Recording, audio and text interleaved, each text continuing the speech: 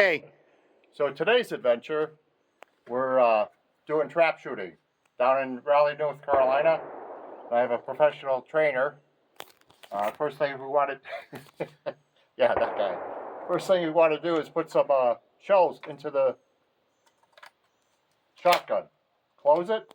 We're all set to go. This is a 20 gauge shotgun, and Todd's going to say, or I'm going to say pull, and he's going to press the button. Pull. And that was a miss. And we're going to do it again. Pull. As you can see, we're starving this way. Have a good day.